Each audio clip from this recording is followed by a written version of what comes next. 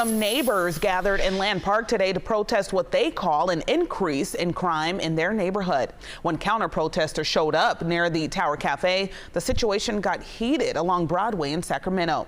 KCRA 3's Leticia Ordaz was there, and she shows us what both sides are demanding.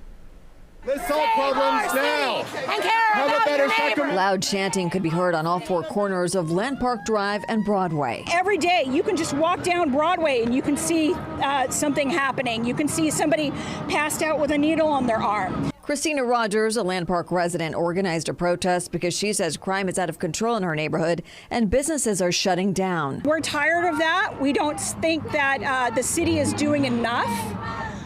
The city can do something about crime and public safety.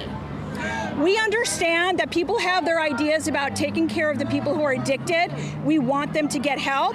But right now, drug dealers are making that impossible for them to get help because they are able to sell 24/7 here on the streets. Protesters say they need to see more cops on the streets, but the opposition says that's not the answer. So you don't think this is about crime? This has nothing to do with crime.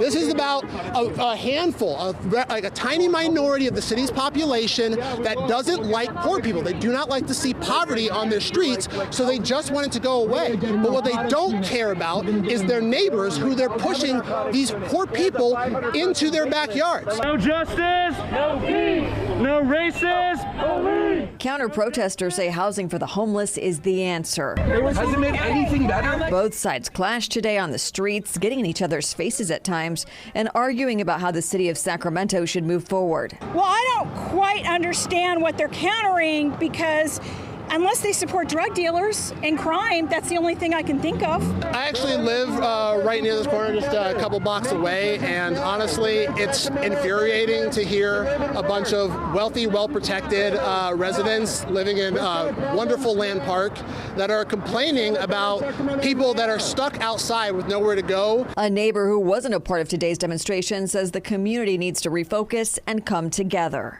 My concern is that if we don't do anything to find better living for these people that want to live on the streets or in tents, that it's just going to continue to grow. In Sacramento, Leticia Ordaz, KCRA 3 News.